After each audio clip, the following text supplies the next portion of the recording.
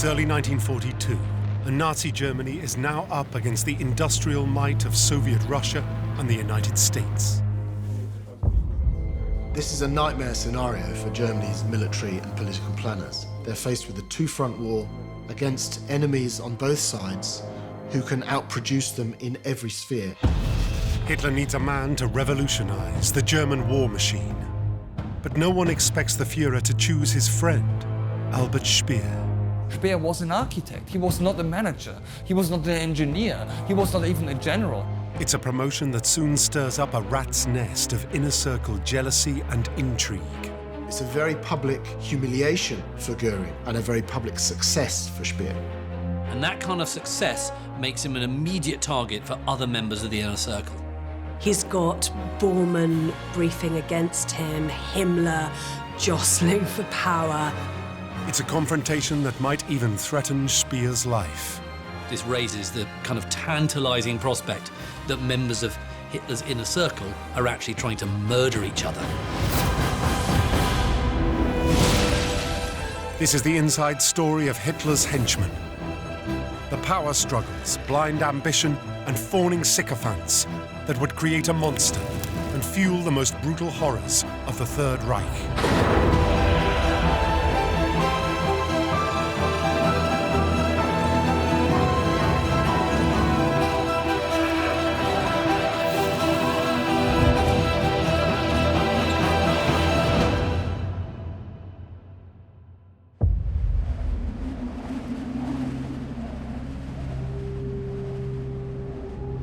In the snow around Moscow, the rapid advance of the Nazi war machine has been halted. This time, blitzkrieg tactics have failed to deliver a swift victory. Once the blitzkrieg ground to a halt in the Soviet Union in 1942, the nature of the war itself changed, and Germany found itself effectively in a war of attrition, in a war of production, which is an extremely difficult prospect. It has to outproduce the economic might of the Soviet Union.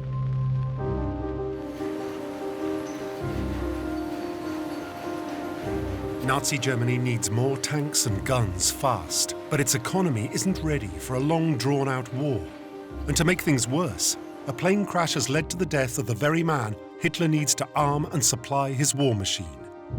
Minister of Armaments, Fritz Todt.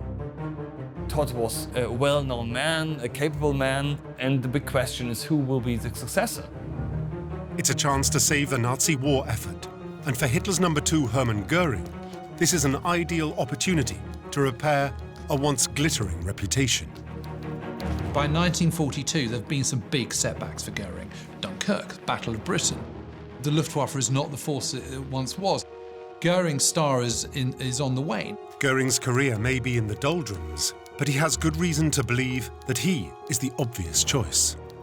Goering, you have to remember, is in charge of the four-year plan. The four-year plan is basically the office that's been created to rearm Germany. And when Fritz Todt dies, he is fully expecting that either he or one of his men will fill that position. Goering is banking on being put in full control of the supply and manufacture of armaments. But when he arrives at the Fuhrer's office, he gets a nasty surprise.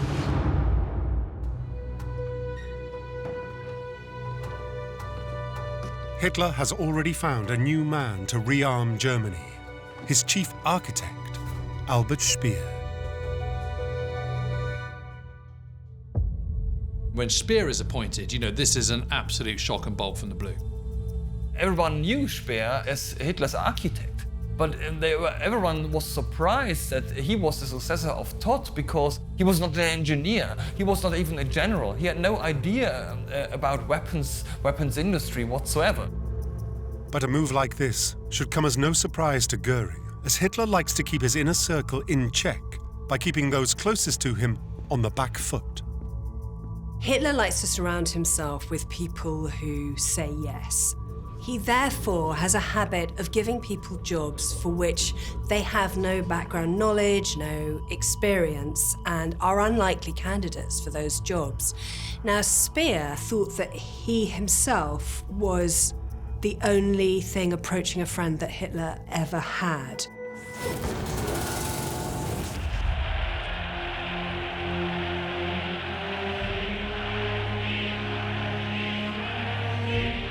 Albert Speer had first met Hitler almost a decade earlier, when, as a relatively inexperienced architect, he was asked to submit designs for the Nuremberg rally. Speer's idea for the Nuremberg rallies, these absolutely astonishing cathedrals of light with all these anti-aircraft lights shining up into the air, you know, they just absolutely wow and impress the crowds and everyone attending these rallies, but they also impress Hitler himself. To the young architect's surprise and excitement, the Fuhrer invited him to regular luncheons to discuss his own architectural dreams for a new Germany.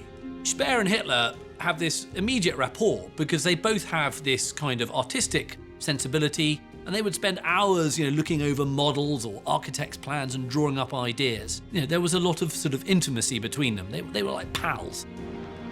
Speer would soon show that he could also undertake major projects, including Hitler's new Reich Chancellery, which was built within a year. The architect may have no experience of armament production, but so far in the eyes of the Fuhrer, he hasn't put a foot wrong. I think he thinks here's someone who is not tainted by anything that's come before. He's not been tainted by the failures in the Soviet Union the previous year. He's not Goering. He's someone new, and he's someone I can trust, and I think he's worth a punt. But Speer's appointment is a massive gamble. With the United States entering the war, the future of Nazi Germany is now dependent on knocking out the Soviet Union before it's too late. They've got one more chance, and that is in the summer campaigning season of 1942. They've got this last chance to defeat the Soviet Union. But of course, their factories are also pumping out more tanks and machinery and all the rest of it. And now Britain and the United States are also supplying them through the Arctic convoys as well with more and more material. So the race is on.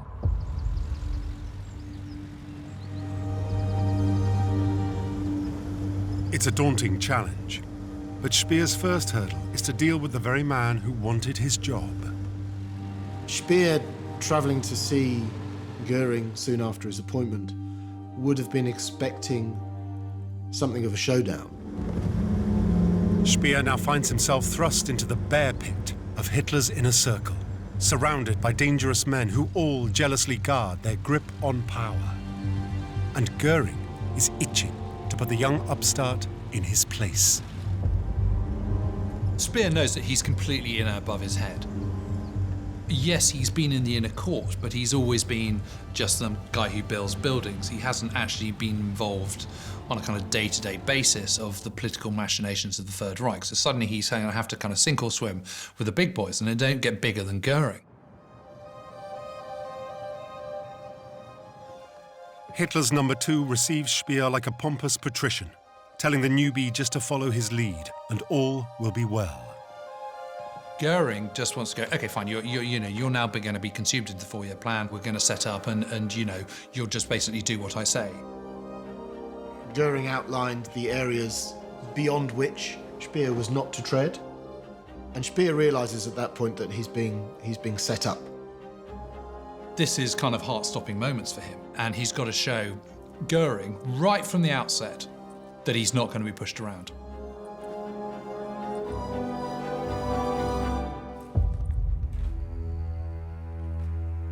Speer may be a political novice, but he has come prepared. He can't push Goering around, but Hitler can. He reveals a decree from the Fuhrer himself.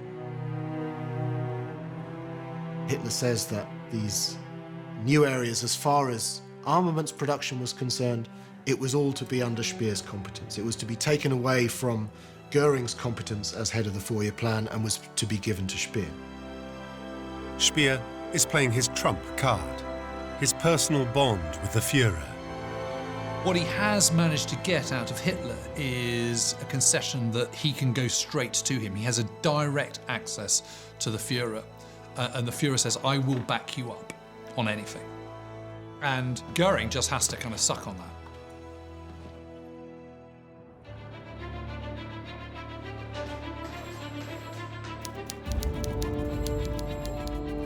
With Goering out of the way, Speer gets to work.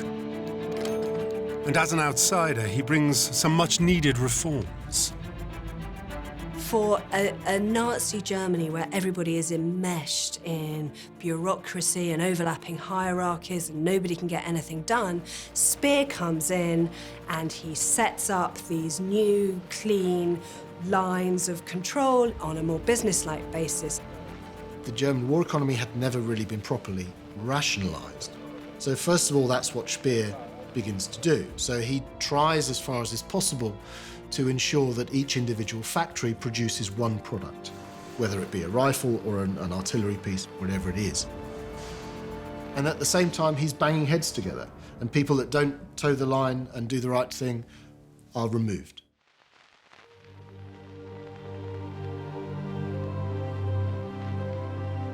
Crucially, Speer has good news for his Fuhrer. He expects production of armoured vehicles to double by the end of the year. Speer's star is growing ever brighter. For Speer, it's an absolute dream. And he describes how they would have a monthly phone call in which he would report to Hitler how things were going and he would get praise. And he would begin by saying, "Heil Hitler," and Hitler would reply, "Heil Speer." And just to have that sort of jokey respect from the Fuhrer was extraordinary. However, this unique friendship is being watched enviously.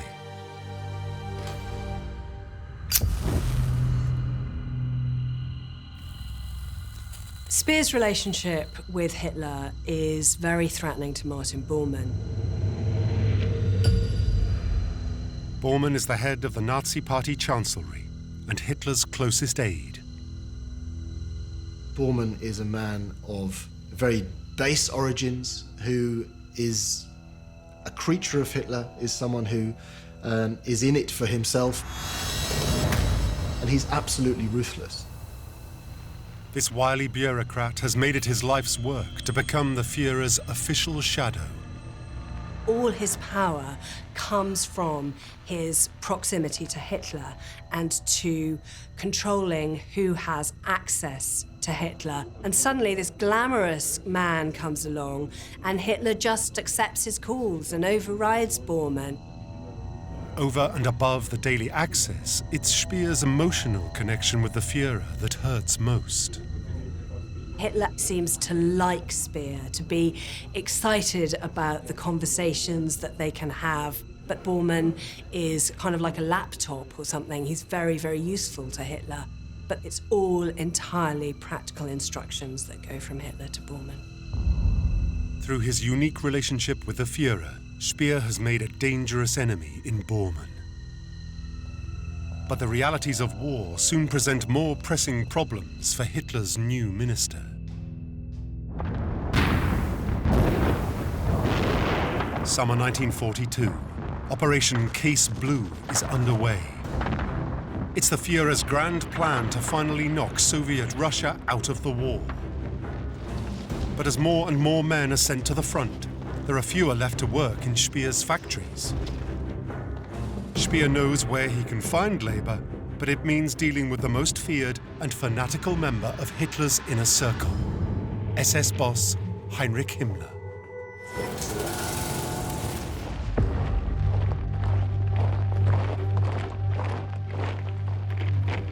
Heinrich Himmler is the head of the SS, which we conventionally think of as the architects of the Holocaust. But it's often forgotten that the SS is the largest economic player in the Third Reich as well. Although names like Auschwitz and Dachau are synonymous with the extermination of millions of Jews and other political prisoners, Himmler's vast network of concentration camps are also a vital source of labor. The problem is, he wants to keep them for himself. Himmler is very keen to expand the economic enterprises of the SS and actually have munitions factories set up within concentration camps, using all of that, to him, free labor to make munitions and weapons and everything else. Speer disagrees with this because he sees this as being fundamentally an inefficient way of making arms. He wanted to have the established armaments factories staffed with concentration camp labor to build armaments. With Himmler reluctant to cooperate, Speer is keen to find other sources of labour. Luckily, there is a man with a mutual interest itching to get back into the Fuhrer's thoughts: Joseph Goebbels.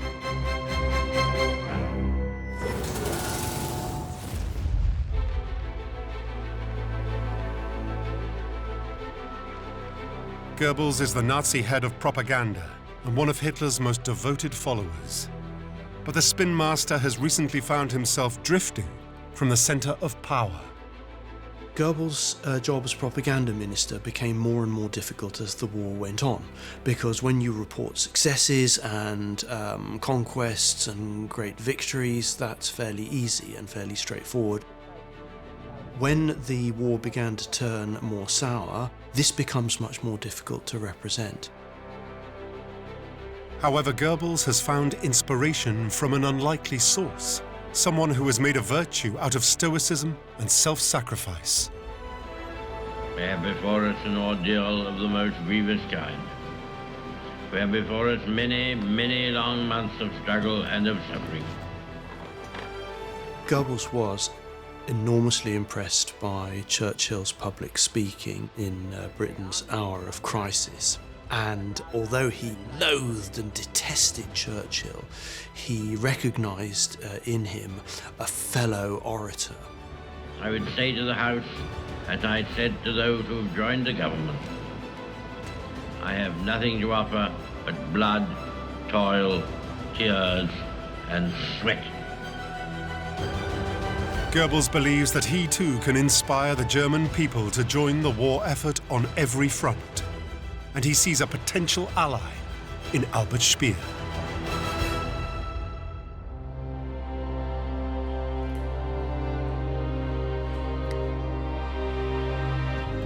Goebbels pitches a program of austerity measures, one of which could solve Speer's labour problem. Goebbels and Speer develop a kind of alliance because both of them believe that all Germany's energy should go towards the war effort. And they believe that women should be working in armaments factories and so on, as they are in the countries of their enemies, such as Britain. The conscription of German women onto the factory floor is an obvious solution. But they both know Hitler will take some convincing.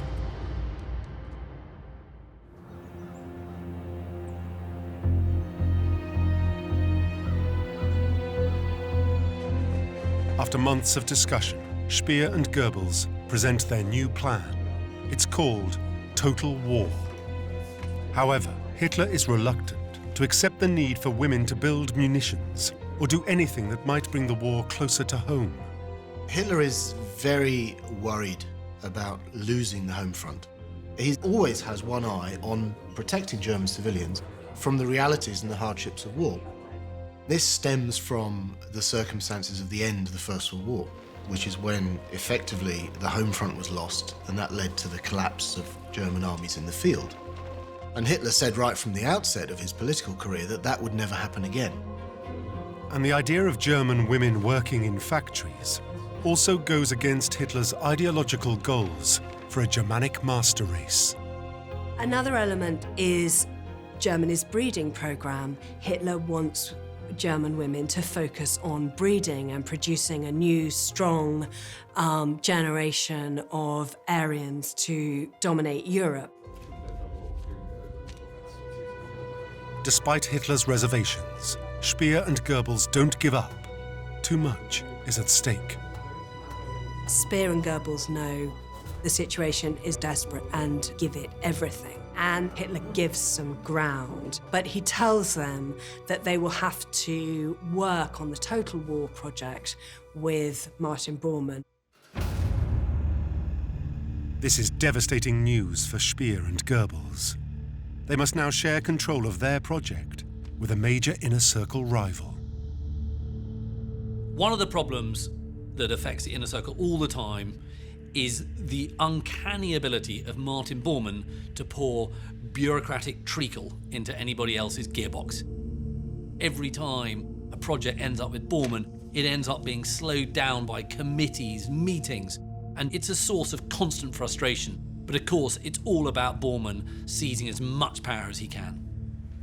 For Borman, a project like this is a win-win because if it fails, he will be able to cast it as Goebbels and Speer's kind of irresponsible, unpractical efforts. But if it succeeds, then of course he can take part of the credit.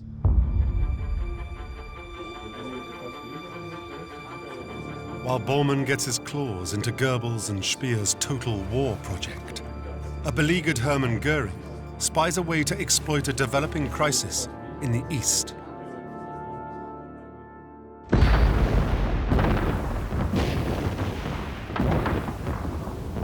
Stalingrad. As the Russian winter returns, the Fuhrer's 6th Army has found itself surrounded by Stalin's troops. But Hitler will not allow a tactical withdrawal. His men must hold the city as a matter of principle. Because it bears the name of Stalin, Hitler becomes fanatically committed to the idea Stalingrad must be taken. Now, militarily, that makes no sense. The original plan had been to focus on destroying the industrial capacity of the city and control its river, the Volga, a crucial supply route to the Russian heartland. The Germans reached the Volga in August 42. And by reaching the Volga north of Stalingrad, they cut off one of the most important lifelines of the Soviet economy. But from August 42 onwards, the Germans pushed more and more and more resources into Stalingrad to conquer the town. But conquering the town was not really important. But now, after months of being bogged down in bloody street fighting, his army is in desperate need of supplies. One man, however, has a plan to save the day and salvage his own reputation. Goering, fascinatingly, saw in the impending crisis a way of elevating himself in the estimation of the Fuhrer.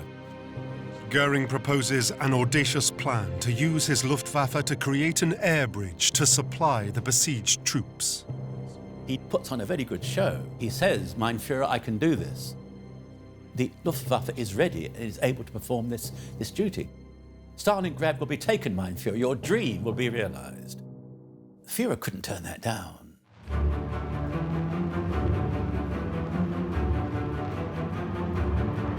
Faced with ice, snow, and freezing fog, Goering's pilots begin what his own senior staff already fear is an impossible task. The estimate that was given was that it would require something like 800 tons daily to keep those soldiers supplied. The reality was that they managed under 100 tons per day. As days turn into weeks without fuel or food, the 6th Army is losing as many soldiers by starvation and cold as it is by enemy bullets. Goering's promise has proven to be a catastrophically empty one. In reality, he had neither the aircraft nor the pilots to fulfill that task. So the supply of German soldiers in Stalingrad was simply, an air bridge too far for the German Air Force.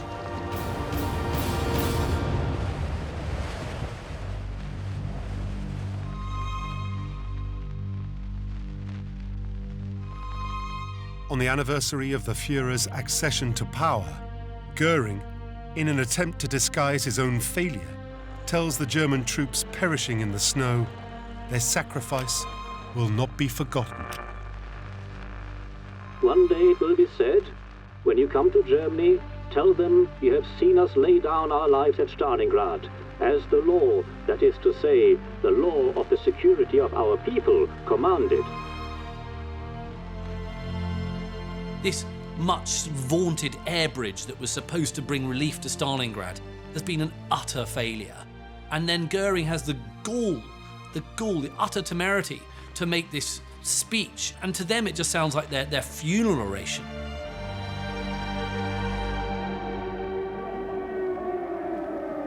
But Goering's own humiliation is only just beginning. As he starts his speech, the sirens wail over Berlin.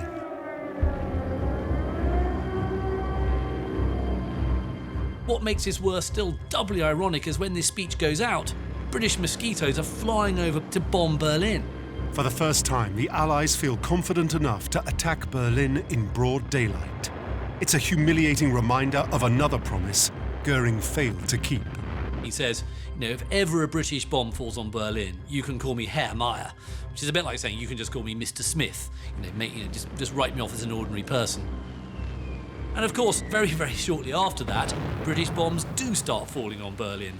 And so, amongst, the German population, he is, called Herr Meyer.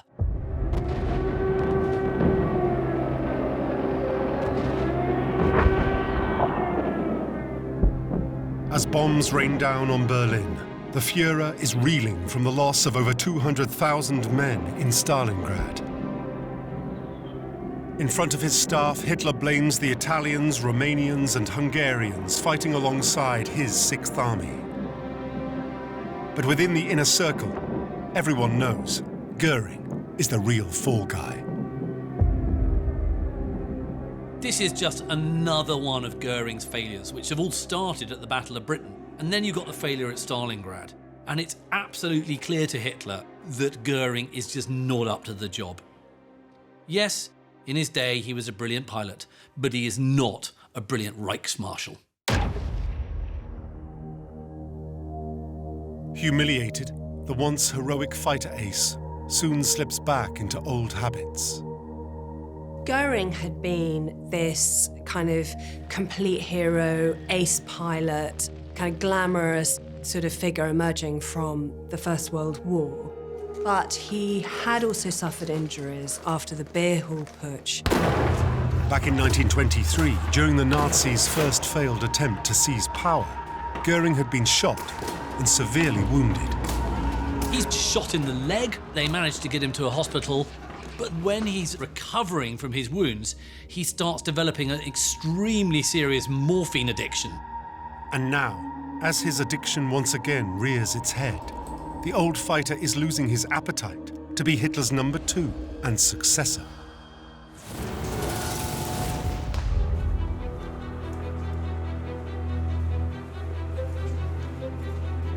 Martin Bormann's power, however, continues to grow as he cynically exploits Hitler's preoccupation with the Eastern Front. Borman by now is an increasingly important figure. It's a constant fight in the inner circle to try and get Hitler's ear and get Borman out of the way. Even though the Stalingrad crisis has prompted Hitler to allow Speer and Goebbels to enact some of their total war measures, Borman is continually looking to minimize their scope and impact. Borman doesn't really think independently. Goebbels and Speer are thinking independently about what's best for Germany. They're considering the situation. Borman only thinks about what's best in terms of maintaining my relationship with Hitler and my hold on power.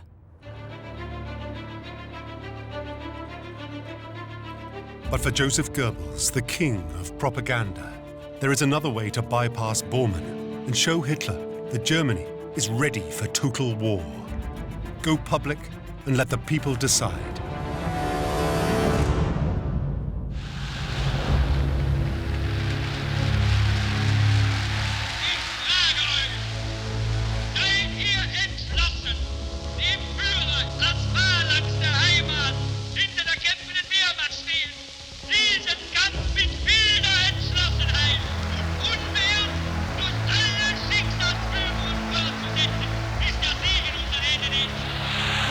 In front of a carefully selected audience, Goebbels seizes the opportunity to turn Stalingrad into a story of heroic sacrifice and tell the German people that it's now their turn to join the war effort. In a way, it was Goebbels' finest hour in that he recognised the gravity of the occasion. He realised that this was a defeat which could not be glossed over.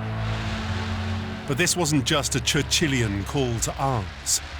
Goebbels wants to show Hitler that all Germans are ready to do whatever it takes.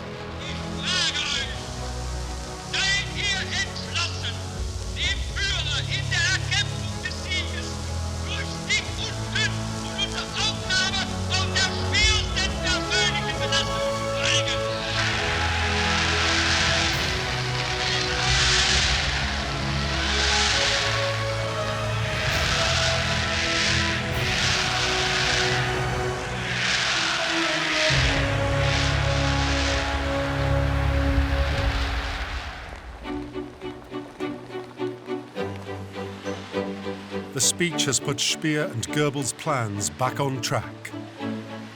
Thousands of German women register for work. And vitally, the Fuhrer is impressed. Goebbels then followed this up, looking for the opportunity to get a firmer grip on the German war effort. Now is the time to target Borman, and they think they found a chink in his bureaucratic armour, a way to beat the schemer at his own game. They get together as many like-minded individuals as possible to resurrect the Defence Council, which was something that had been in place up until 1939, but was effectively moribund. Though this Defence Council had been lying dormant, its powers are still in place. And if resurrected, it could be used to bypass Borman's bureaucratic barricade around the Fuhrer.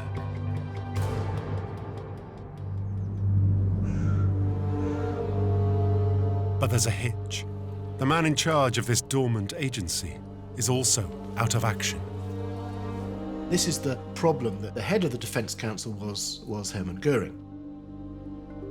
Speer and Goebbels need Goering on side, but it's uncertain that he's up to the job. Goering himself is still rather unreliable. He still has a rather nasty morphine habit. He's actually rather averse to doing anything to actually solve the problems that Germany is facing. Someone needs to snap Goering out of his slump. But he's not even talking to Goebbels, because total war measures have led to the closure of Goering's favourite restaurant. So it falls to Speer to coax the old fighter back into the ring. Speer claims he wasn't really a political animal, but he was indeed political when he needed to be, and this is one of the instances where he plays upon Goering's sensitivity over Bormann. Speer takes full advantage of their mutual dislike and distrust for Bormann.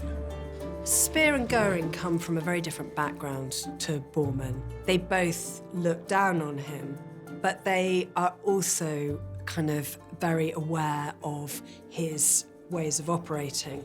And there's this moment where Speer is reminding Goering of the kind of drip of Bormann's technique. He's always there with the Fuhrer, and he will brief against them.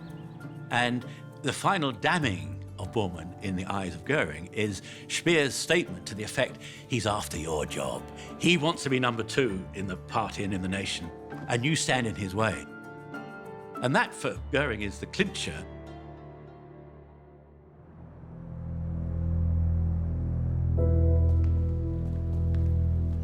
The two men agree a plan to chip away at Bormann's influence. The first step, to target and discredit one of his stooges at a meeting over the still vital issue of labour supply. As head of the resurrected council, Goering will lead the attack. What happens is very similar to what might have happened in a medieval court. It was an interpersonal attack, not going directly for Bormann himself. For a man new to politics, Speer has put together an unlikely coalition. Together with Goebbels and Goering, they can finally take Bormann down a peg or two. But as Speer arrives, something's not right. Goebbels is nowhere to be seen. And Bormann has a new friend. Heinrich Himmler.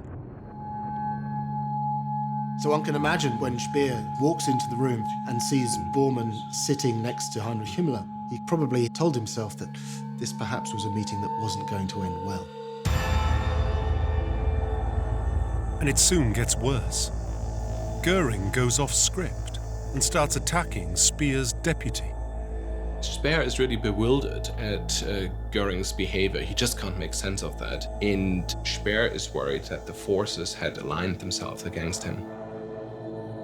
With Goebbels absent and Goering's about face, it's clear Speer has been betrayed.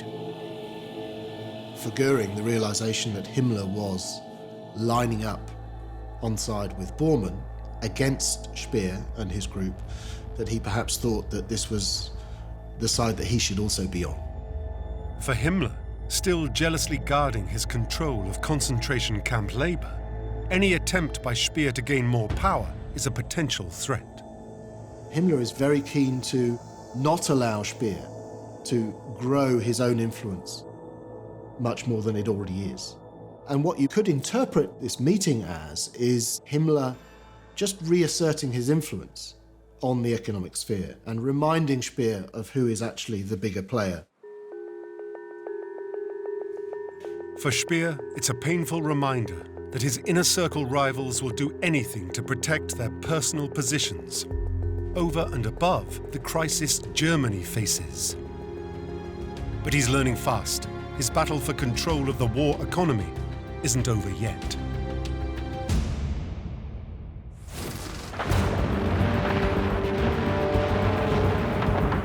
Summer 1943.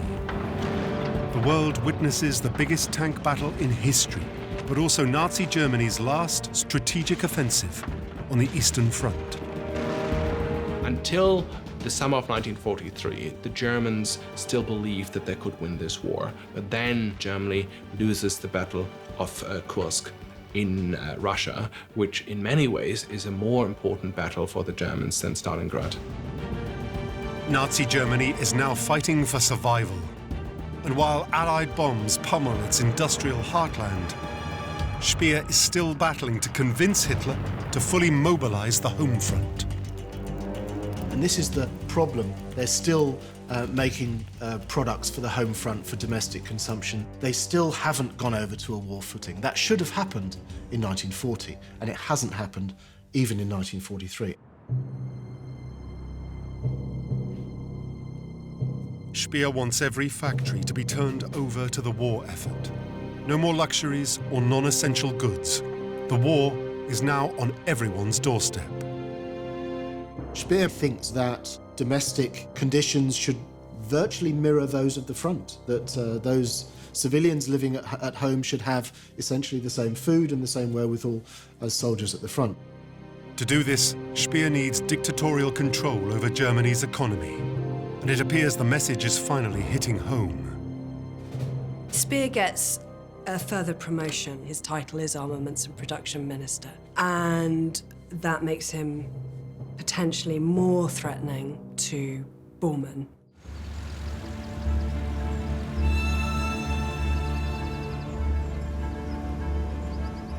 Speer has risen from political novice to a position of immense power. But he knows that his austerity measures will not be popular among many senior Nazis, and that Borman is waiting to pounce.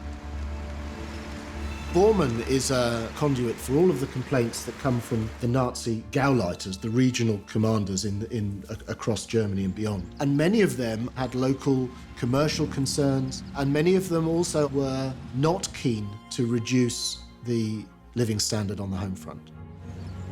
But this time Speer is not going to be outmaneuvered.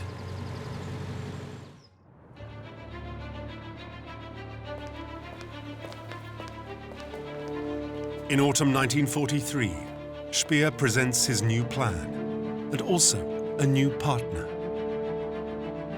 It's interesting that in these shifting alliances and power plays between the senior Nazis, that almost from one month to next you could be a rival with someone and then forge a temporary alliance with them. And that happens with Himmler and Speer. Speer's old adversary appears to have had a change of heart. Himmler, if he has eyes in his head, is certainly aware that the war has turned very decisively against Germany. But also, we have to bear in mind that Himmler is the arch-loyalist. He's someone who's absolutely loyal to Hitler's word. So if Hitler has given this added remit to Speer's portfolio, then Himmler's thinking is probably, well, that's perhaps where I need to align myself as well. Speer announces that the SS will ensure that production of all non-essential consumer goods will stop within 2 weeks. No more radio sets, refrigerators, or cosmetics. It's an all-out war against what Speer calls the skivers and the malingerers. It's a very tough message for many of those local party bigwigs to handle. They are being told that unless they toe the line, they will be potentially falling foul of the SS and the Gestapo. But the lectures are not over.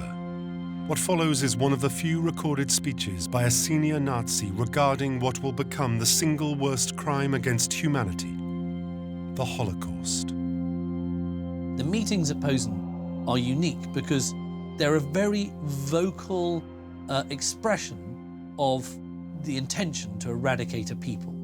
Himmler said, someone's got to do this dirty work. Someone's got to kill all these people, all these Jews, all these homosexuals, all these political enemies. Someone's got to kill them to get rid of them so that humanity is saved from their so-called malignancy. And so therefore they could say, you've got to commit an evil act in order to do good. In his efforts to secure victory, Speer has made a pact with the devil. Yet he would later claim that he hadn't stayed to hear his new allies' incriminating words. I am very, very wary of any of Speer's claims. He spends his entire life from 1945 until the year he dies distancing himself from the Third Reich. He is trying to show that actually he was very much the anti-Nazi, a kind of good Nazi. But in reality, Speer has never had any moral qualms about using Jewish and foreign slave labour. And now with SS cooperation, tens of thousands of people will be worked to death building roads, fortifications, and new weapons in his bid to save the Nazi regime. Speer is not at all sentimental about concentration camp labour. He's not particularly bothered about the conditions that concentration camp inmates live in. Perversely, Speer would claim that his workers at least had a chance to live. However, the death rate of those building his new secret weapon, the V2, was the highest in the entire Nazi concentration camp system. He's merely concerned with the weapons that he needs to produce are produced as efficiently as possible. So it's not a human concern that they'll be better treated in his factories versus the concentration camps. It's purely about the outcome. However, new wonder weapons alone are not going to save Nazi Germany.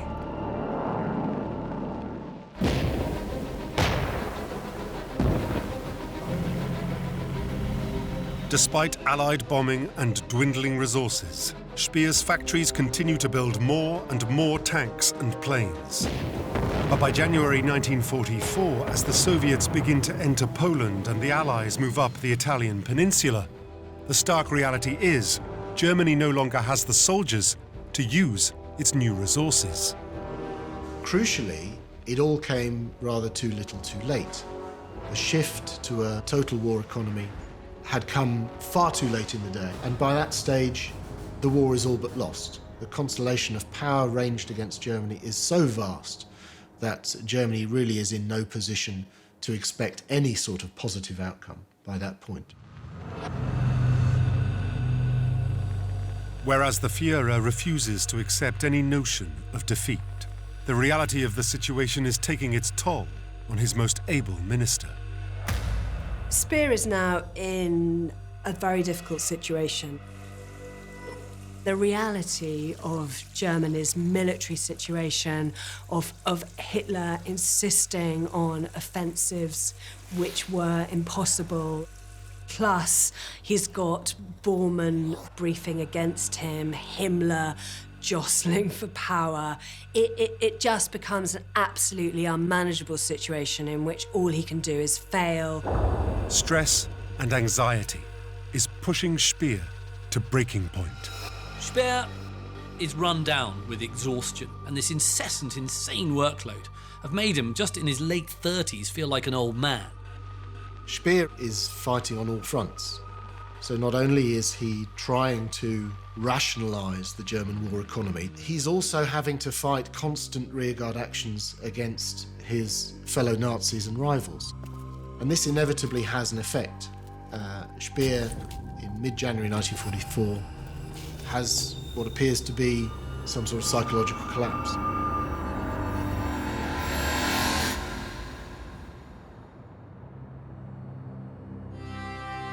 Exhausted, Speer admits himself into the SS clinic at Hohenlychen. Initially, he has an inflamed knee and is hospitalised for that. but then is subsequently kept in hospital for exhaustion. The clinic is run by a physician with a rather dubious reputation. During that time, he was treated by one of Himmler's pet doctors by the name of Karl Gebhardt, who was something of a quack. For example, one of the treatments that he prescribed for Speer was a massage with bee venom. Quite what that was supposed to achieve, I'm not sure. Speer develops depression, and his anxiety increases as he refuses to stop working. He calls people to see him, he writes reports and reads reports. But he feels vulnerable. He wants to get back to the office, to the desk as soon as he can. Speer's concerns are justified, as rumours soon start spreading within his own ministry that he is incurably ill. Being ill is very bad news for any Nazi. When someone's being pushed from power, the official message given out will usually be that they're ill. In an almost pathetic cry for help, he writes to the Fuhrer complaining that his own staff are scheming against him. So Speer is in really desperate straits. He's confined to an SS clinic, and he's having to write to Hitler to request that his underlings be relieved of their duties. But as his condition deteriorates, there are concerns that Speer's rivals want to kill off more than his career. He's getting more and more ill, and another doctor is summoned who says, hang on a minute, you were in here with a knee complaint. You're spitting up blood. You've got an embolism. How has this happened?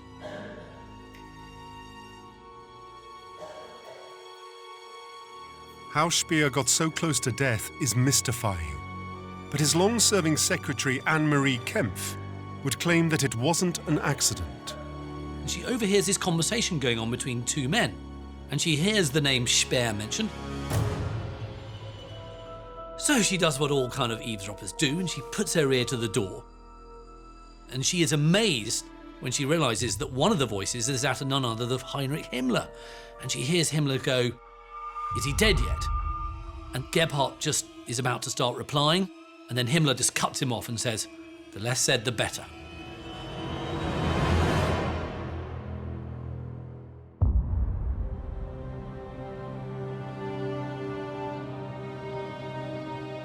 Whatever Himmler's intentions were, Speer does eventually recover, suggesting this conspiracy theory is more of a devious creation by its supposed victim. It's another example, I think, of Speer rewriting the history very subtly to make himself look better than he was, and that he too was a victim of the Nazis, that here was Heinrich Himmler, the head of the SS, the head of this wicked organization, who not only was trying to exterminate the Jews, he was also trying to do away with Albert Speer.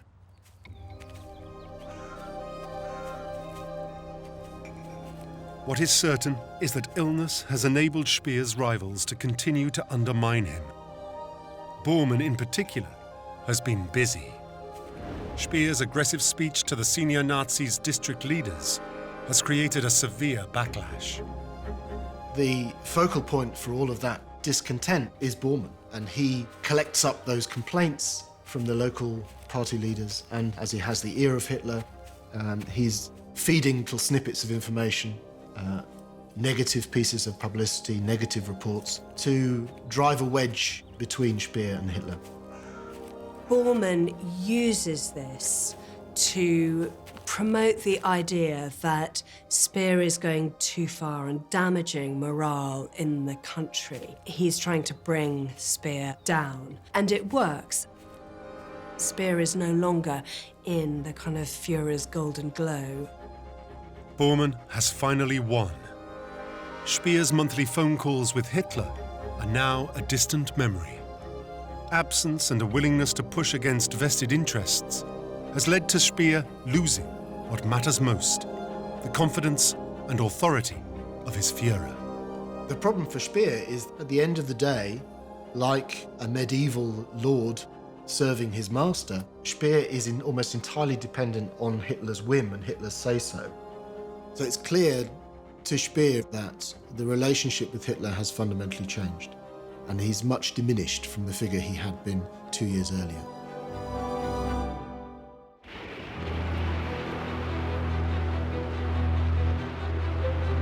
As Nazi Germany faces a final showdown against Soviet Russia and the Allies, Speer's inner circle rivals remain focused on their own push for power.